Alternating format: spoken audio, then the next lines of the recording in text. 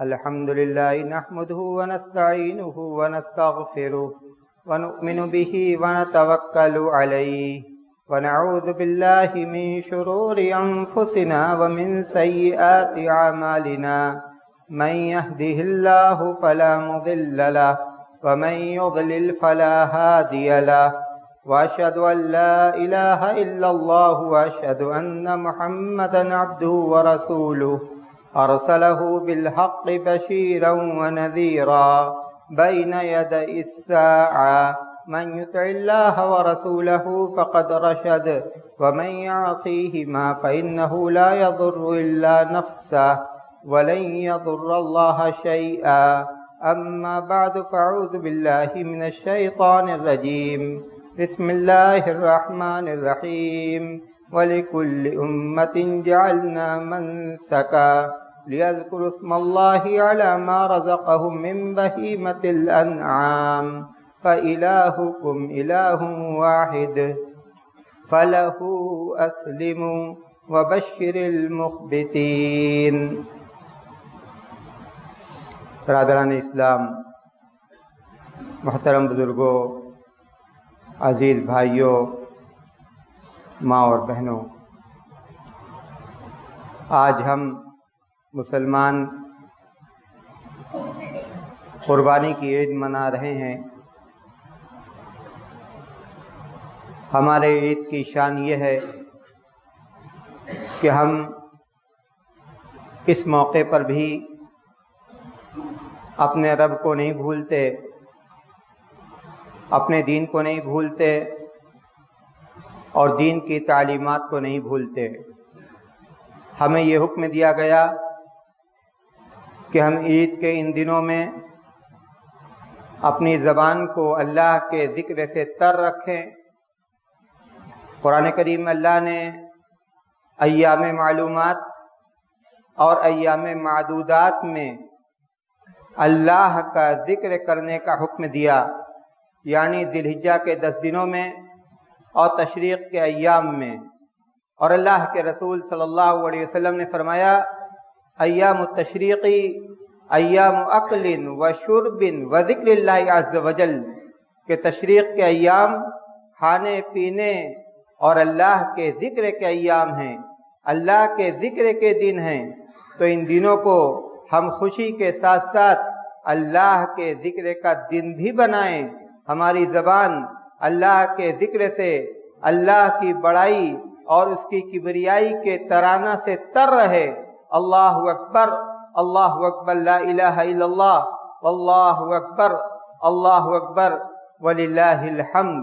اسی طرح جس طرح سے ہم ان دنوں کو اللہ کے ذکر کا دن مناتے ہیں، اسی طرح سے یہ دن ہمارے لیے اقربا پروری اور غریبوں اور محتاجوں کی خبرگیری کا بھی دن ہے، اس لیے کہ اللہ کے رسول صلی اللہ علیہ وسلم نے فرمایا فَكُلُوا وَاطْعِمُوا وَتَصَدَّقُوا، قربانی کے اس گوشت کو خود بھی کھاؤ، دوستوں کو، احباب کو، رشتہ داروں کو بھی کھلاؤ، وَتَصَدَّقُوا، اور اس کے ساتھ ساتھ صدقات اور خیرات بھی کرو، اس کو تقسیم کرو فقراء کے درمیان، اس کو تقسیم کرو غریبوں کے درمیان، اس کو تقسیم کرو محتاجوں کے درمیان۔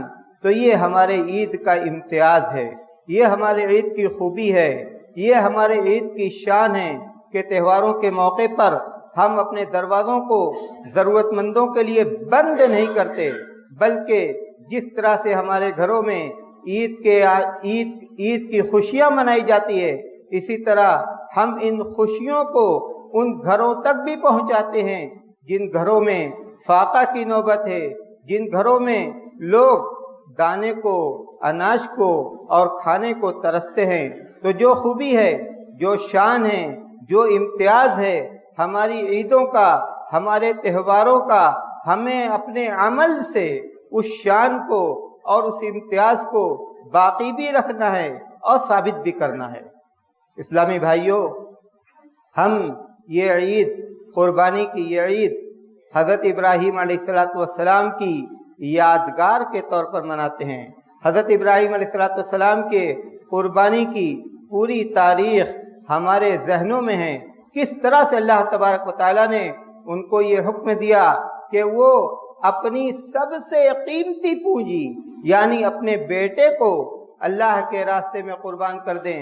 اور باپ اور بیٹا فلما اسلما وتلہ للجبین، دونوں باپ اور بیٹا دونوں اللہ کے راستے میں قربانی دینے کے لیے بالکل آمادہ ہو گئے.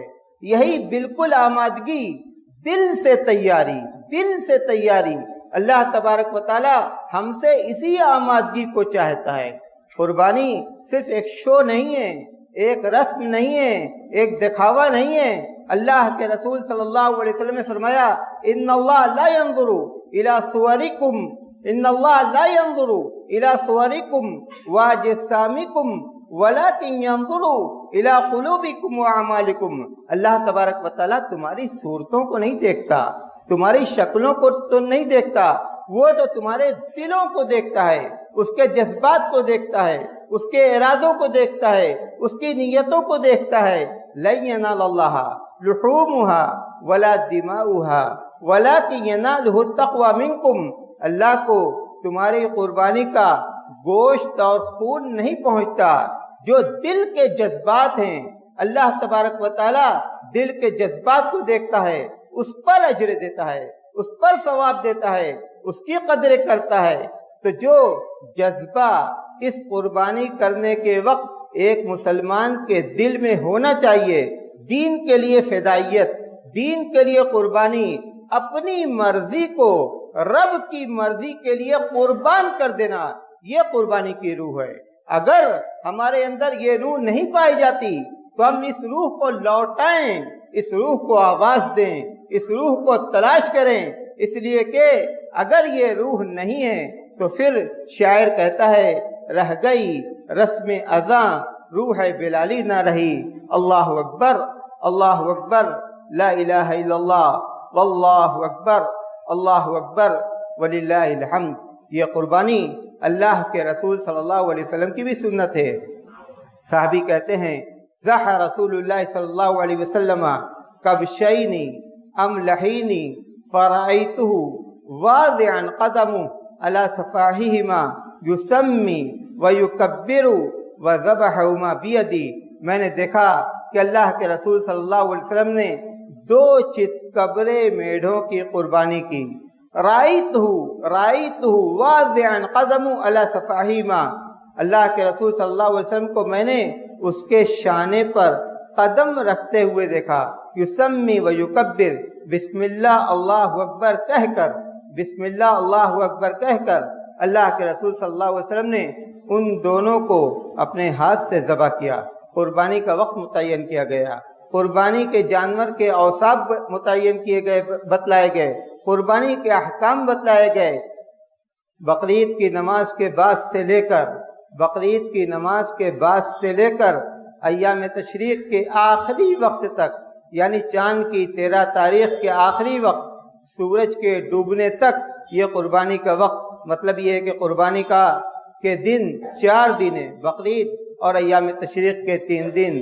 دن میں بھی قربانی کی جا سکتی ہے، رات کو بھی قربانی کی جا سکتی ہے. قربانی کرنے کے لیے اس کی تیاری کی جائے، چھری کو پہلے سے تیز کیا جائے، جانور کے سامنے چھری نہ تیز کی جائے. جانور کو اگر ممکن ہو تو بائیں کروٹ لٹایا جائے، بائیں پہلو پر لٹایا جائے، قربانی کرنے والے کا رخ قبلہ کی طرف ہو. یہ چیزیں اگر آسانی سے ہو جائیں تو ٹھیک ہے. سنت یہی ہے، مستحب یہی ہے. قربانی کے وقت ہمیں بسم اللہ اللہ اکبر کہنا ہے. اس کے علاوہ جو مسنون دعائیں ہیں اگر ان مسنون دعاؤں کو پڑھا جائے تو یہ اور اچھی بات ہے. قربانی کرنے کے لیے وضو ضروری نہیں ہے کہ ہم وضو کر کے ہی قربانی کریں. اس لیے ہمیں یہ سمجھنا چاہیے کہ قربانی کرنے کے لیے وضو ضروری نہیں ہے. قربانی کرنے والا اپنے ہاتھ سے قربانی کرے تو یہ بہتر ہے. اس کی قربانی کوئی دوسرا بھی کر سکتا ہے. بیٹے کی قربانی باپ کر سکتا ہے، باپ کی قربانی بیٹا کر سکتا ہے، ایک بھائی کی قربانی دوسرا بھائی بھی کر سکتا ہے. ایک جانور میں پورے گھر بھر کو شریک کیا جا سکتا ہے. اگر جوائنٹ فیملی ہو، سب لوگ ایک ساتھ رہتے ہوں اور سب کا کچن ایک ساتھ ہو، لیکن اگر کچن الگ الگ ہے تو پھر ہر فیملی کی طرف سے جو لوگ الگ ہیں، جن کا کھانا الگ پکتا ہے، الگ جانور چاہیے۔ صحابہ کرام بڑی فیملی تھی، مشترکہ فیملی تھی، ایک ہی جانور قربان کیا کرتے تھے۔ قربانی کے بارے میں صحیح بات یہ ہے کہ یہ سنت مؤکدہ ہے، سنت مؤکدہ ہے۔ حضرت ابوبکر اور حضرت عمر رضی اللہ تعالیٰ عنہ کے بارے میں آتا ہے کہ یہ لوگ استطاعت کے باوجود بھی کبھی کبھی قربانی نہیں کرتے تھے، تاکہ لوگوں کو یہ بتائیں کہ قربانی واجب نہیں ہے بلکہ سنت مؤکدہ ہے، بہت ثواب کا کام ہے۔ اللہ کے رسول صلی اللہ علیہ وسلم نے قربانی کے جانور کے اوصاف بھی بتلا دیے۔ بہت دبلا پتلا جانور نہ ہو، بیمار جانور نہ ہو کہ اس کی بیماری واضح ہو، ایسا جانور نہ ہو کہ اس کی آنکھ کے اندر ایسا عیب ہو جو عیب دکھلائی دے رہا ہو، اس کے قدموں میں ایسا عیب ہو کہ چلنے سے وہ عیب واضح ہو۔ اس طرح کے عیبیلے جانور کو قربان نہیں کرنا چاہیے۔ ایک شخص قربانی کے جانور کو لاتا ہے، بالکل ٹھیک ٹھاک رہتا ہے، لیکن قربانی کرنے سے پہلے کوئی حادثہ ہو گیا، گر گیا، چوٹ آ گئی، تو ایسے جانور کی قربانی کی جا سکتی ہے، اس میں کوئی مضائقہ نہیں ہے، اس میں کوئی حرج کی بات نہیں ہے۔ قربانی زندوں کی طرف سے بھی کی جائے گی، قربانی مردوں کی طرف سے بھی کی جائے گی۔ اگر مردوں کی طرف سے قربانی کی جاتی ہے، پورا جانور اگر ان کی طرف سے کیا جاتا ہے تو یہ صدقہ ہو جائے گا اور پھر اس کے گوشت کو تقسیم کرنا پڑے گا۔ لیکن اگر کسی جانور میں زندہ اور مردہ دونوں کو شریک کیا جاتا ہے تو پھر اس گوشت کو استعمال بھی کیا جائے گا اور اس گوشت کو تقسیم بھی کیا جائے گا۔ قربانی کا گوشت خود کھایا جائے گا، دوسروں کو کھلایا جائے گا، صدقہ بھی کیا جائے گا، اور اگر قربانی کرنے والا ضرورت سمجھتا ہے تو اس کو بچا کر بھی رکھ سکتا ہے۔ قربانی کے جانور کا گوشت یا قربانی کا گوشت مسلمانوں کے درمیان بھی تقسیم کیا جائے گا، اور وہ غیر مسلم جو ہم سے جٹے ہوئے ہیں، کاروبار کے اعتبار سے جٹے ہوئے ہیں، ہمارے یہاں کام کرتے ہیں یا اور کسی طرح کا کوئی تعلق ہے، شیخ صالح بن عثیمین نے یہ بات لکھی ہے کہ ایسے غیر مسلموں کو بھی قربانی کا گوشت دیا جا سکتا ہے، اس میں کوئی مضائقہ نہیں ہے، اس میں کوئی حرج کی بات نہیں ہے۔ آدمی اپنی قربانی خود اپنے ہاتھ سے کرے، یہ افضل ہے، لیکن قربانی کا جانور دوسروں کو دے کر ان سے بھی قربانی کرائی جا سکتی ہے۔ جو دور دراز کے علاقے ہیں جہاں قربانی نہیں ہوتی، اگر ہم نے جانوروں کو دے دیا کہ آپ قربانی کر لیجئے، گوشت اپنے محلے میں تقسیم کر لیجئے، تو یہ اچھی بات ہے۔ اور ایسا بھی کیا جا سکتا ہے کہ اگر ایک رشتہ دار دوسرے رشتہ دار کو قربانی کا جانور دے دیا تحفہ کے طور پر، تو وہ اس تحفے کے جانور سے اپنی قربانی کر سکتا ہے۔ بھائی نے بھائی کو دے دیا، بھائی نے بہن کو دے دیا کہ لو تمہارے یہاں قربانی نہیں ہو رہی ہے، ہمارے پاس کئی جانور ہیں، ایک جانور تم لے جاؤ، تم لوگ اپنی قربانی کر لینا۔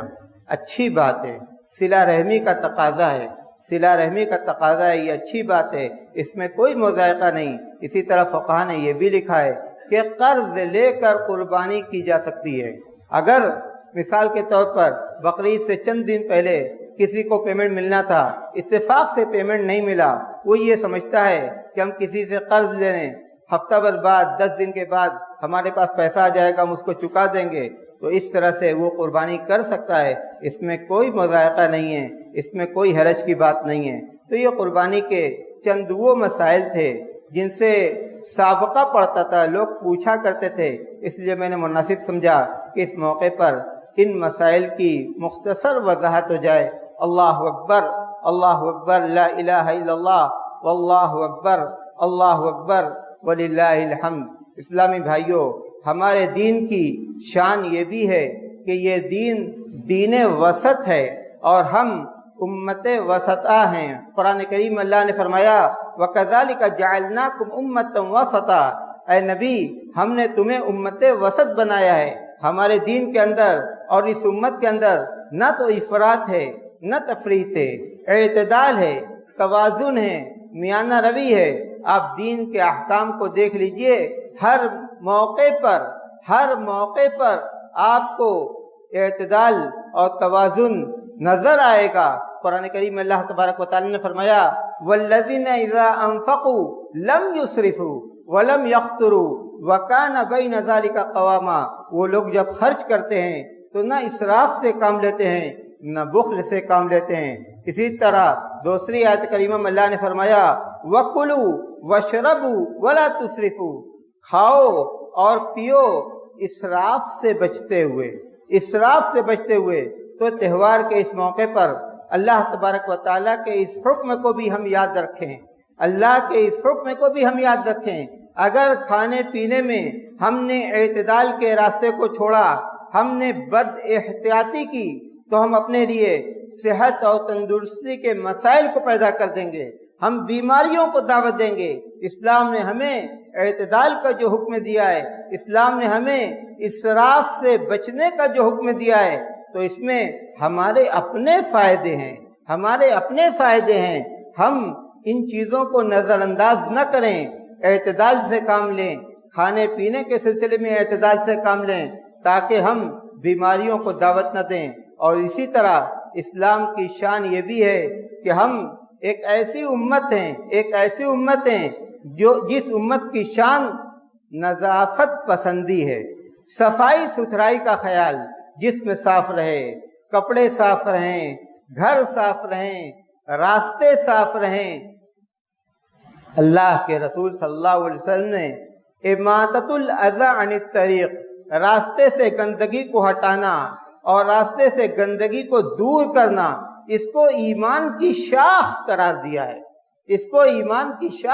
دیا ہے، النظافۃ من الایمان، نظافت ایمان کا حصہ ہے۔ تو ہمیں چاہیے کہ ہم اس موقع پر اس بات کا پورا خیال رکھیں کہ ہمارے جو راستے ہیں، ہماری جو گلیاں ہیں، وہ ہماری بے احتیاطی کی وجہ سے گندگیوں کا انبار بن کر نہ رہ جائیں، بلکہ صفائی اور ستھرائی باقی رہے، صفائی اور ستھرائی قائم رہے، اس لیے کہ یہ راستے آس پاس رہنے والوں کے سلیقہ کا آئینہ دار ہوتے ہیں، وہ تعارف ہوتے ہیں، وہ شناخت ہوتے ہیں، وہ پہچان ہوتے ہیں، وہ بتلاتے ہیں کہ یہاں جو لوگ رہتے ہیں وہ کس سلیقے کے لوگ ہیں۔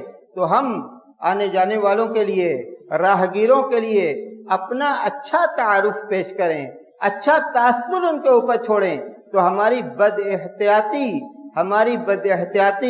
ہماری گلیوں میں، ہمارے راستوں میں گندگیوں کا اور گندگی پھیلنے کا سبب اور ذریعہ نہ بن جائے، بلکہ ہم مسلمان ہیں، اسلام کا جو حکم ہے نظافت اور صفائی اور ستھرائی، اس حکم کو ہر موڑ پر اور ہر قدم پر ہم باقی رکھیں، اس کو برتتے رہیں۔ اللہ اکبر، اللہ اکبر، لا الہ الا اللہ، واللہ اکبر، اللہ اکبر، وللہ الحمد۔ عبادت کی قبولیت کے لیے اخلاص شرط ہے۔